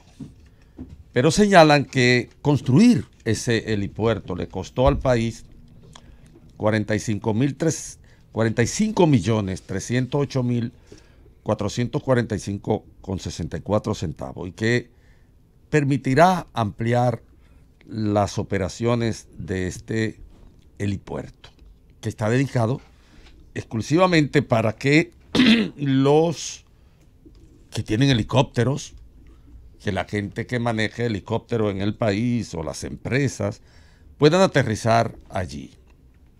Yo prometí hacer una pequeña investigación cuando hicimos la referencia al costo de este helipuerto, y he preparado algunas notas para volver sobre el tema del helipuerto que construyó el Departamento Aeroportuario de la República Dominicana a un costo de 45 millones de pesos. Se inauguró con la presencia del presidente Danilo Medina, y alrededor del helipuerto se hizo muchísima, pero muchísima fanfarria, que nos provocó a nosotros una pequeña investigación. Y yo quiero decir, para empezar, que para justificar el helipuerto, la autoridad aeroportuaria señaló que en el país había más de 200 naves inscritas como tal, y que esa era la matrícula a la que le iba a dar servicio el helipuerto. Las investigaciones que yo hice arrojan que ciertamente hay unas 225 naves aéreas pequeñas así, pero que dentro de esas 200 y pico hay 54 helicópteros nada más en la República Dominicana, en el país.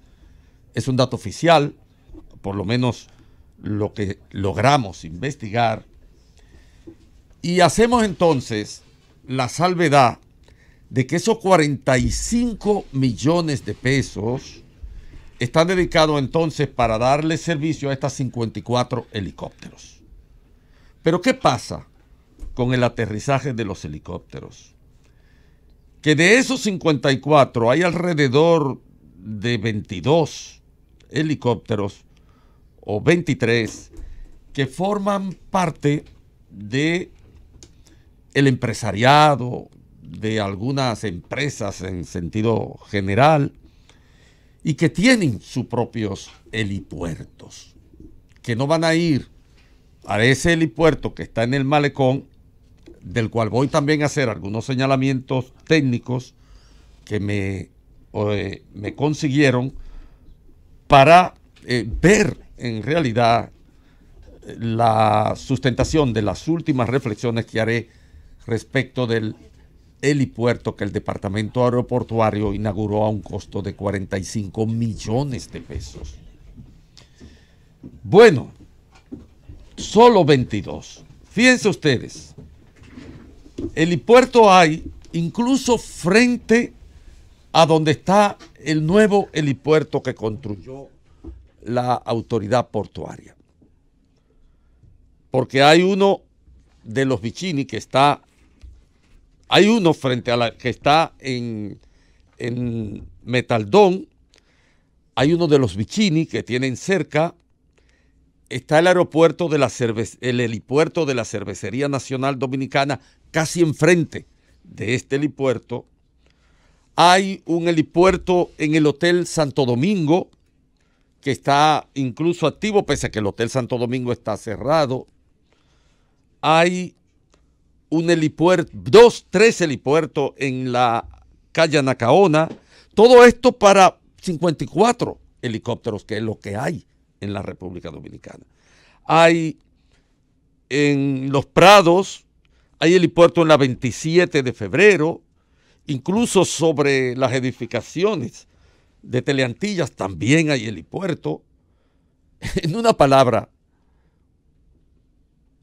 los cálculos que hicieron algunos técnicos a quienes le pedí información es que esa terminal aeroportuaria apenas se alcanzará a dar servicio a una o dos naves, helicópteros a la semana o al mes. Pero además hay otros señalamientos en términos técnicos respecto de este helipuerto. Señalan que no hay comunicación radial ni camiones de ambulancia, que los inconvenientes derivados de la situación meteorológica del país hacen de ese helipuerto un helipuerto perecedero muy rápidamente, porque cualquier ciclón se puede llevar una parte importante de la infraestructura. En una palabra, pese a que según ellos tienen un diseño armónico, un techo que está revestido con grama vegetal y es una infraestructura amigable con el medio ambiente, de seguro que no es, estando en la costa de Santo Domingo del Mar Caribe, invulnerable a las acciones de los ciclones tropicales. En una palabra, yo pienso que este es un caso que el país no puede pasar por alto. ¿Por qué? Porque el criterio de prioridad en la inversión de la ejecución presupuestaria de un país es parte de una política pública racional y justa. ¿Cuántas clínicas de atención primaria se podrían hacer con 45 millones de pesos? ¿Cuánta felicidad ciudadana se puede construir a partir de una inversión que no se justifica, que es un crimen en cierto sentido imperdonable, una inversión dudosa, algo que hay que investigar a fondo en la República Dominicana, porque no es posible seguir invirtiendo el dinero sin ningún criterio de prioridad en la ejecución presupuestaria. 54 helicópteros tiene este país. de los cuales por lo menos 20 y pico tienen su propio helipuerto. ¿A quién, en una cantidad apreciable como para que se justifique una inversión de 45 millones de pesos, le va a dar servicio este helipuerto?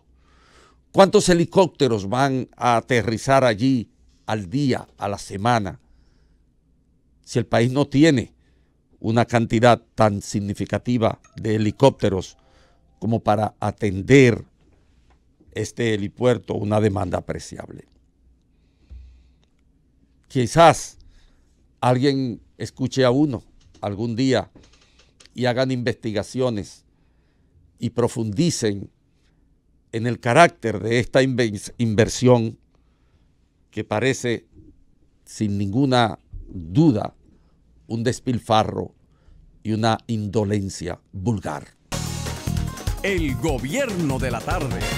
Regresamos al gobierno de la tarde, son las 4:26, momento de escuchar el comentario de Rosa Encarnación. Gracias. Es imposible uno dejar pasar por alto este pleito morado con el que todos desde anoche estamos, algunos sufriendo, otros quizás gozando, porque es un verdadero ring lo que se ha armado en el Partido Morado. Hoy casi todos se han referido a este tema, precandidatos, incluso el presidente Danilo Medina no quiso hablar de esta denuncia que hacen los leonelistas de que se está orquestando una especie de campaña sucia para anularlo políticamente y que se está haciendo desde los que son seguidores de él, de los danilistas. El presidente no quiso referirse al tema, hoy estuvo también en una intervención pública y lo que sí dijo, hizo un llamado para que se apueste a la política para garantizar el bienestar de los pueblos, pero no quiso hablar de esto. Quienes sí hablaron fueron el director del DNI, que últimamente opina de todo, ya entendemos por qué Quirinito todavía no ha aparecido, porque él está como el cardenal en su tiempo, opina de todo el director del DNI. Él dice que no cree que desde el gobierno se esté llevando a cabo una campaña sucia. Él lo duda y dice que eso es imposible, que se dé una conspiración a lo interno del PLD, porque ellos se conocen todos. Ha hablado Temo, quien enfiló sus cañones en contra de los leonelistas, que se conocen todos. Por eso, si se conocen todos, pueden tirarse esos trapitos al sol. Pero Temo dijo que Leonel y su equipo están profundizando esa crisis interna que hay en el Partido de la Liberación Dominicana y que tanto se ha querido, negar. Que tu comentario, pero yo sigo insistiendo. Cuando le pasa a Temo lo que le pasa, justo en ese momento de su desgracia política, que tiene que ser uno de los peores momentos de su carrera política, ¿quién a él le apoyó en ese momento? ¿Y con quién él estaba molesto en ese momento?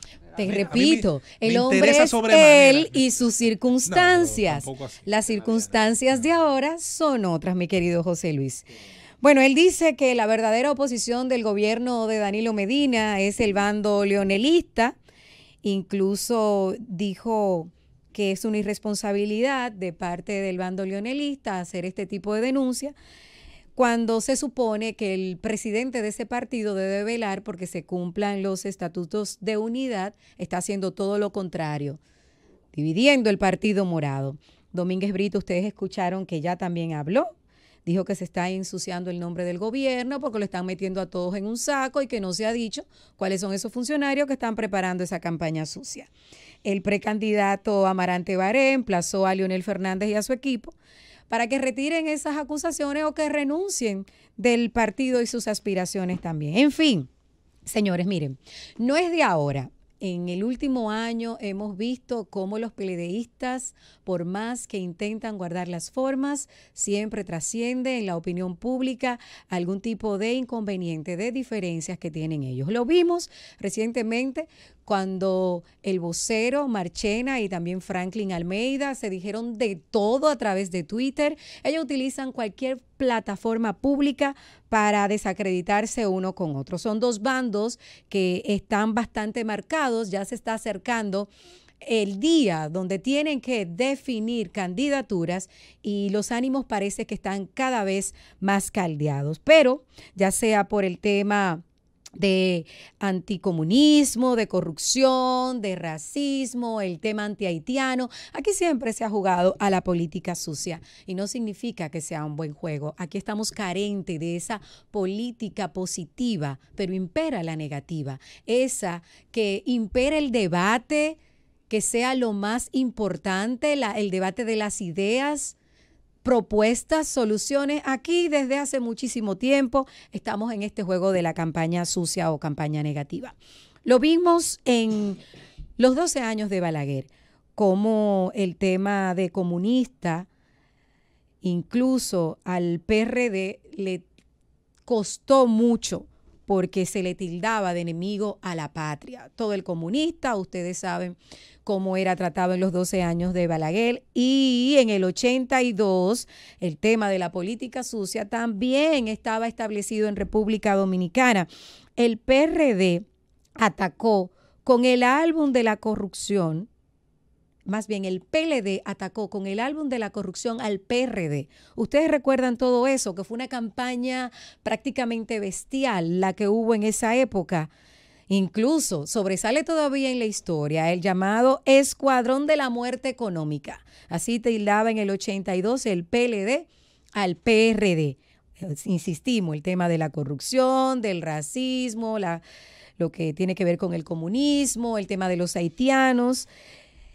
Siempre impera algo relacionado con eso cuando hay una campaña política, porque definitivamente el calor de las campañas electorales es como cuando se desborda una cloaca. Esa pestilencia abunda, ese hedor, es imposible no poder darle nariz de una manera u otra. Y todos salimos prácticamente embarrados, afectados, porque tenemos que escuchar estos discursos que prácticamente son vacíos. Ustedes recuerdan en el 86, cuando el PLD y el Partido Reformista incluso le pusieron un sobrenombre a Magluta. Sí. Gato Bo. ¿Ustedes recuerdan eso? Bueno, esa fue probablemente una de las primeras campañas en la República Dominicana donde de verdad se perdieron todos los escrúpulos en materia de lo que había sido hasta ese momento. Yo leí un libro, recuerdo, de política dominicana que hablaba de los eslogans, los anti-eslogans. Había un candidato, que no voy a decir cuál era, todo el mundo supondrá, que su campaña a favor era de que no le había dado el tiempo para gobernar, y los contrarios le decían ni robó ni mató porque el tiempo no le dio. Sí. Pero a Magluta le soltaban gatos en los mítines. Cuidado con la cartera que fulano se la lleva. Sí, hasta llevaban gatos y se los soltaban. Esa fue una de las campañas donde inició el proceso, yo diría la involución completa del proceso político electoral. Ya ahí nos dominicano. Graduamos, pero con maestría y todo. Sí. Creo que incluso en el libro de Agripino de la campaña del 86 habla claramente sobre lo álgida que era, lo difícil que era consensuar entre candidatos y precandidatos. Violentos. Bueno, entre los precandidatos por el tema del PRD, básicamente, el tema del Concord. Porque en esa campaña ahí fue donde lo poco que quedaba se perdió. José Luis, pero después, 4 años después, en el 90, a Bosch, que no se le decía, marxista, que no creía en Dios, y se jugó con eso, que estaba loco, un sinnúmero de cosas. Eso es campaña sucia o campaña negativa. Y Peña Gómez, que fue víctima de los ataques racistas con la raza, con la y antihaitianos en el 94. Entonces nosotros, históricamente... Lo de Juan Bosch fue campaña negativa, lo de Peña Gómez fue campaña sucia. ¿Tú quieres que te dé un dato del béisbol? Sí. Ese año se le ocurrió la feliz idea al presidente de la Liga Dominicana de Béisbol de que el equipo dominicano, en vez de llevar su uniforme completo, llevara uno que dijera Dominicana. No porque ese año le surgiera a él la nacionalidad, el amor por la nacionalidad, sino por el tema político. Bueno, en el 2000 la corrupción fue el talón de Aquiles del Partido de la Liberación Dominicana.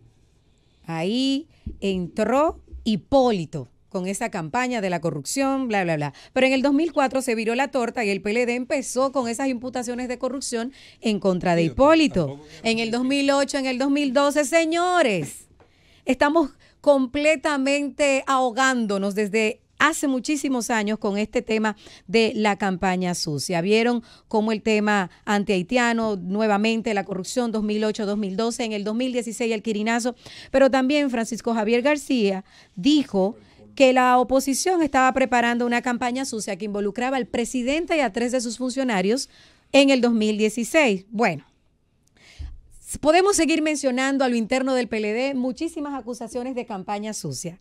Rafael Núñez ha dicho, en fin, aquí escasea que se discutan las ideas y la propuesta, y cada vez nos damos cuenta de que el calor de las campañas hace que las estrategias maquiavélicas sean las que imperen, sucias o negativas, acciones que son deleznables. Cada vez más nos damos cuenta de que ya sea el PLD o todos los partidos del sistema parecen cada vez más bandas criminales. Se disputan el terreno, se disputan el poder, se disputan la clientela y al final, para salir gananciosos, apuntan directamente a la cabeza de su opositor y lo matan, señores, ya sea moralmente o lo desarticulan para una candidatura. El gobierno de la tarde. Gobierno de la tarde, aquí se goza en la pausa más que en el aire. En el aire y en la pausa, aquí gozamos como sea. Sí, con ropa. Nos vamos con el comentario de José Luis Mendoza. Bueno, yo quiero aprovechar la presencia de Chileno para orientar nuestro comentario específicamente hacia el tema internacional. Emil ha sido siempre, por lo menos desde que tenemos conociéndolo y sobre todo interactuando los medios, un defensor de la idea del multilateralismo. Hay que decir que el mundo, cuando empezó a preocuparse por no despedazarse a sí mismo, sobre todo después de la Primera Guerra Mundial, hizo intentos, los primeros intentos tal vez honestos, sobre todo con aquella Liga de las Naciones, que tenía sede en Suiza. Fue el primer intento de hacer algo similar a lo que ocurrió en 1945 en la Conferencia de San Francisco con la ONU, solo que yo diría que su mismo nacimiento le condenaba a la Sociedad de Naciones. La posguerra después de 1918 fue más una paz de vencedores sobre vencidos. Se cometieron probablemente todos los errores que se podían cometer y eso terminó nutriendo, curiosamente, la década de los fascismos. La década de los años 20 terminó pariendo monstruos políticos que están ahí en la historia. Yo creo que la lección tal vez se aprendió un poquito mejor y del 45 en adelante, fruto de crear organismos multilaterales, se pudo manejar un poco mejor el espíritu de la posguerra. Tanto así que incluso los países vencidos, y esencialmente el caso de la Alemania Federal y Japón posterior al año 45, pudieron cada uno de ellos generar los famosos milagros económicos y ya de ahí en adelante pues volver a insertarse como verdaderas potencias, no desde la base de su poder de fuego, ni desde el sueño japonés de la famosa esfera de coprosperidad, que era como se llamaba el sueño del imperialismo japonés, o la idea alemana, ¿verdad?, basada en el aspecto racial, sino a partir del éxito de ambas en materia económica, en materia de la ciencia, de sus grandes universidades, del libre mercado y otros aspectos más. En el mundo que nos toca vivir, estamos en pleno 2019 y vemos las problemáticas que el mundo actualmente tiene. Y uno se pregunta si esa idea de que los organismos multilaterales, los organismos que están compuestos por la comunidad internacional en cada una de sus instancias, sean estas globales, continentales, en grupos por Producto Interno Bruto, en grupos tal vez por objetivos a largo y a corto plazo, como el caso de los países BRICS o de otros importantes grupos, estamos en un momento donde se reafirma como la solución a los graves problemas del mundo, o estamos en la época donde los Víctor Orbán, donde los Trump y donde los gobernantes que reclaman sobre todo la idea de volver al Estado-Nación aislado, al Estado-Nación que solamente negocia cuando lo necesita, que solamente negocia cuando probablemente hay grandes coincidencias en materia de intereses y no así de disensos que luego pueden negociarse en una mesa donde participan las naciones. Hago esta pregunta porque tanto el caso venezolano, la crisis que actualmente nos ocupa, pero previamente a ello el tema de Siria y previo a ello otras graves crisis internacionales, algunas que reciben menos prensa, como es por ejemplo la guerra subsidiaria que sostienen Irán y Arabia Saudí en el Yemen, un país que está desangrado, un país que, insisto, tiene una particularidad geográfica y es la imposibilidad de salida por tierra de muchos de sus habitantes a otros destinos. Siria tiene la bondad, si se quiere, de estar en el Levante, desde donde un barco en poco tiempo, un avión en menos tiempo, te coloca a las puertas del primer mundo. No así ocurre con algunos países que están en medio de esa desgracia. Emil, ¿este es un buen momento, un mal momento o el peor momento del año 1945 para acá, para el mundo expresado a través del multilateralismo? Bueno, yo no te podría decir que es el peor. Yo me limitaría a decir que es un mal momento. Pero las crisis todas, yo creo que presentan una oportunidad para repensar las cosas. Indudablemente, la casa que construimos en 1945, donde mudamos a la comunidad internacional, definitivamente hay que cambiarle un poquito la división de las habitaciones, porque el mundo ha cambiado. El mundo no es el mismo mundo de 1945, evidentemente. Y los victoriosos en la Segunda Guerra Mundial, hablando un poquito del Consejo de Seguridad de Naciones Unidas, del mismo Fondo Monetario Internacional, definitivamente no son los mismos actores de peso que tenemos en el día de hoy. Por ejemplo, Alemania y Japón, que fueron de los perdedores, son, por ejemplo, por citarte un caso, dos de los contribuyentes más grandes al presupuesto de la ONU, y que a pesar de haber adquirido una prominencia económica, no se han militarizado de nuevo. Sin embargo, a pesar de que pareciera que hay un retorno, así sea, que yo espero que sea efímero realmente a las fronteras nacionales y un cuestionamiento válido al multilateralismo, hay problemas que simple y sencillamente no hay forma de resolverlo, sino con un acercamiento multilateral. O sea, esto no es un debate sobre hacia dónde, si termina o si no lo tenemos más. Es un debate de que tenemos que reinventarlo porque lo necesitamos. Por ejemplo, cómo temas de corte colectivo, como el tema de los cambios de medio ambiente y cómo afectan a muchas naciones, tú puedes abordarlo únicamente desde una óptica nacional. Eso es imposible. Entonces, no es un tema de si vamos a tenerlo o no, es de cómo lo reinventamos. Y un argumento que yo planteé en un encuentro que estuve en Marruecos en diciembre, que me invitaron, es que yo creo que en el largo plazo, la lucha geopolítica de Estados Unidos y China necesariamente va a forzar que de alguna manera se llegue a un rediseño, pero también a una revalorización de los espacios de diálogo multilateral. ¿Por qué? Porque China lo hace por conveniencia. China es lo que es hoy precisamente porque las reglas de juego del sistema multilateral que creamos le permitieron lograr el milagro económico que ha tenido.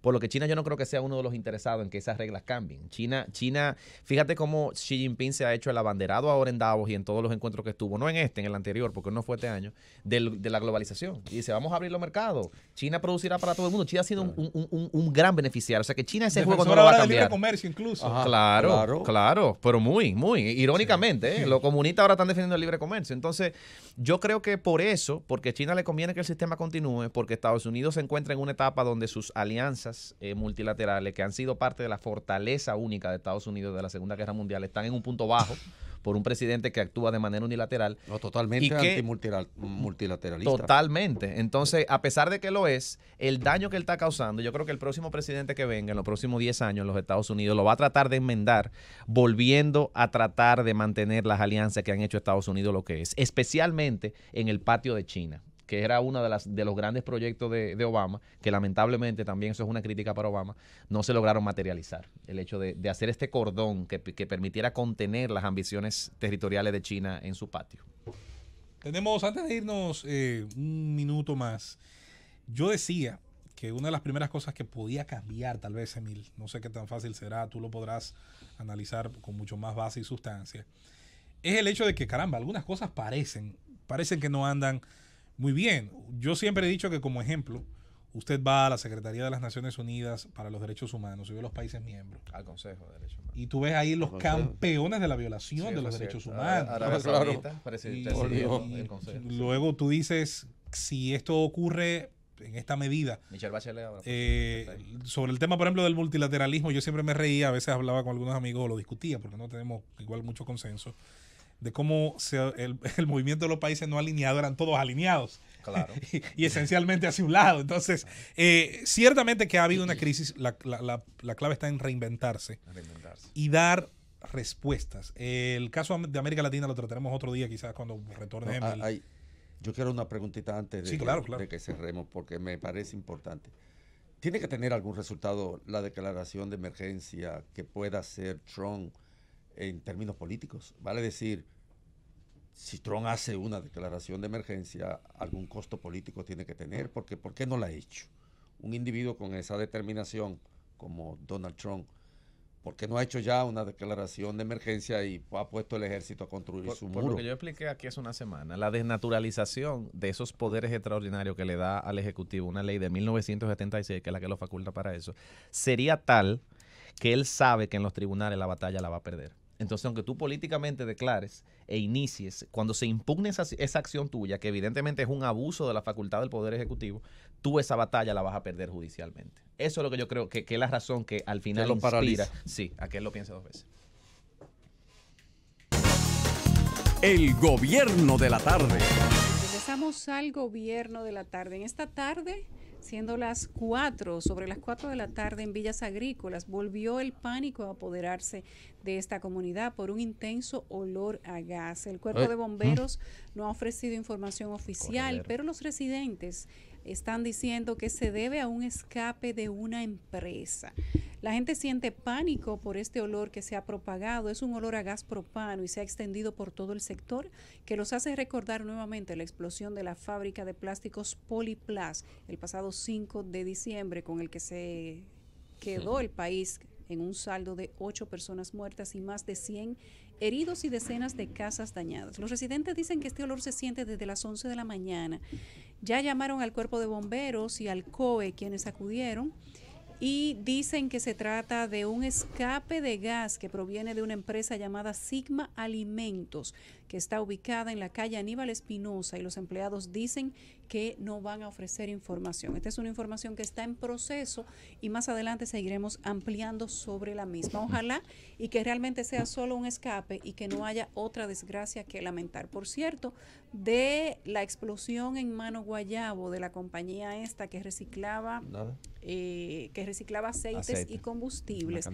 Las autoridades no han dicho ni esta boca es mía. Nosotros somos los que hemos hablado. Y ahí hay más de 4 o 5 muertos hubo en esa explosión. Qué pena. En todos los lugares.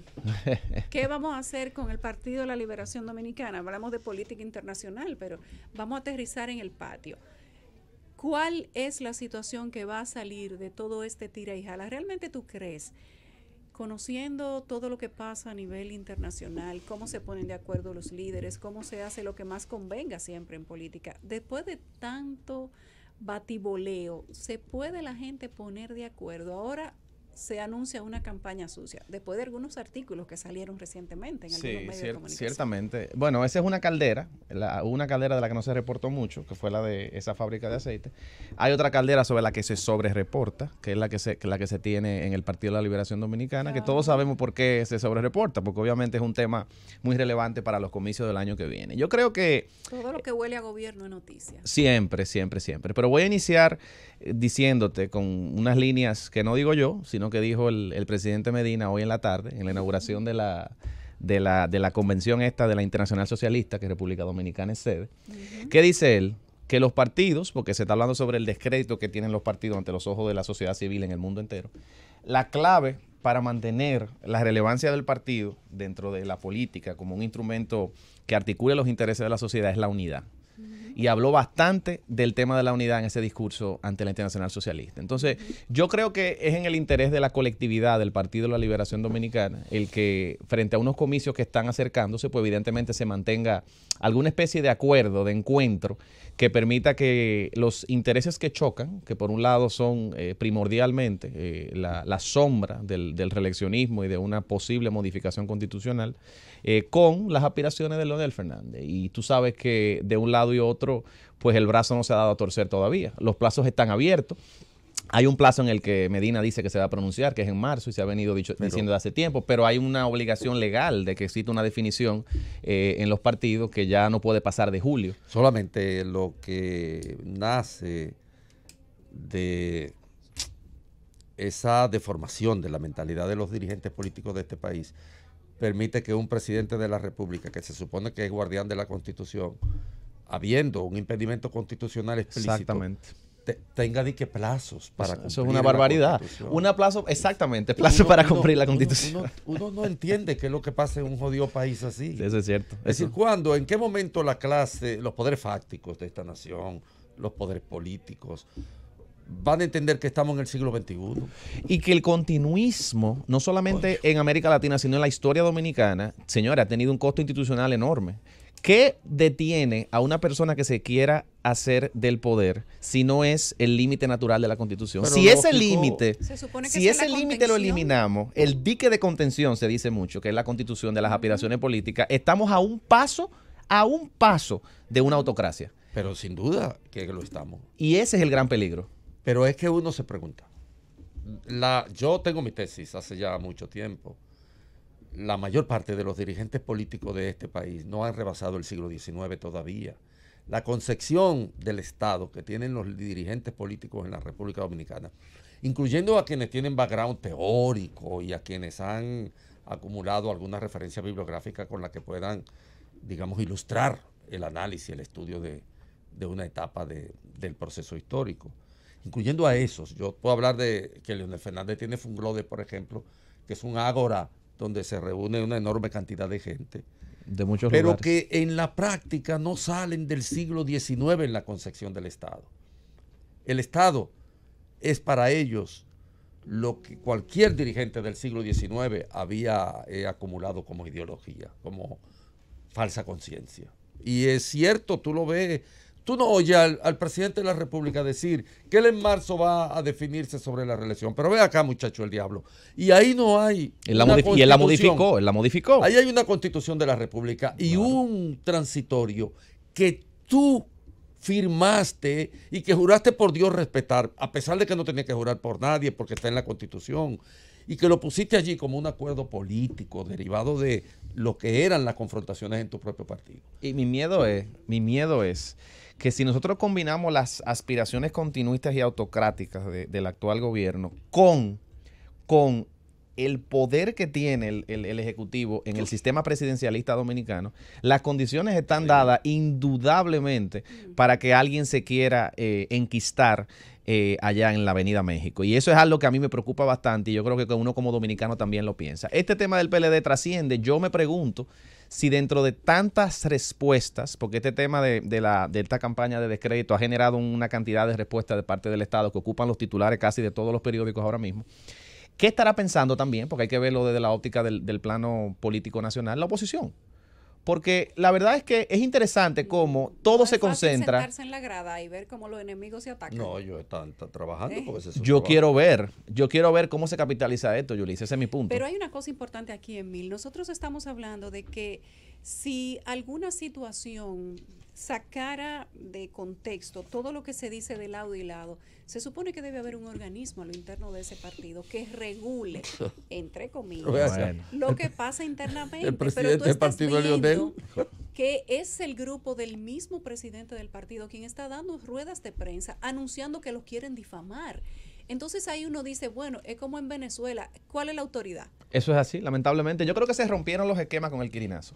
O sea, cuando la gente vio de lo que es capaz a nivel de estrategia política, el equipo político del presidente Medina, yo creo que los estándares de escrúpulos y los estándares y los límites de lo que una persona puede o no hacer se rompieron. Entonces ahora, desde que existe cualquier atisbo de campaña de descrédito y hay un articulito por ahí, pues evidentemente tiene que haber una respuesta avasalladora del otro lado, porque que ya es una estrategia de tierra arrasada. Pero es que tú estás hablando del presidente del partido, que se supone que tiene que tener modos, quizás argumentos y canales para resolver en su partido, el que él preside, situaciones como estas. No, pero no te olvides que es un partido dividido, realmente dividido. Pero no hay él ningún es tipo el de discurso. presidente. Él es el presidente, pero del partido, no de la República Dominicana. Él es el presidente. Ahí es que está la gran diferencia. Él es el presidente pero nominal. Pero a lo interno del partido tiene que resolver. Él es el presidente nominal, él no controla las estructuras del partido. Ya Leonel no la controla. Hay una división. Medina tiene un avasallamiento en el comité político, para comenzar. Ahora también hay un factor que cuando uno analiza estas cosas no puede dejar de tomar en cuenta. Uno, el PLD es también un proyecto económico. Un proyecto económico en el que hay grupos económicos dentro de la línea de Leonel Fernández y también de la de Danilo Medina. Y el grupo económico de Danilo Medina tiene hoy más peso específico que el comité político. Pero claro. Muchísimo más peso específico que el comité político. Y es por eso que las estructuras del partido lamentablemente no pueden dar una respuesta. ¿Por qué? Porque hay una estrategia de anquilosar las estructuras del partido. ¿Y qué se hace? Se va a los medios, que fue lo que se hizo. Ya esa es una evidencia, una admisión de que a lo interno de ese partido no hay un organismo donde elevar una queja como esa, y que inclusive cuando se trata de un ataque al mismo presidente del partido tiene que irse a los medios de comunicación, como se hacen hasta los casos de justicia. Porque hay evidencia de que se puede hacer el quirinazo, insisto. Increíble. Vámonos a una pausa. Gracias, Emil, y gracias a Andrés y a Rosa. Regresamos con la integración de los demás compañeros del Gobierno de la Tarde. El Gobierno de la Tarde.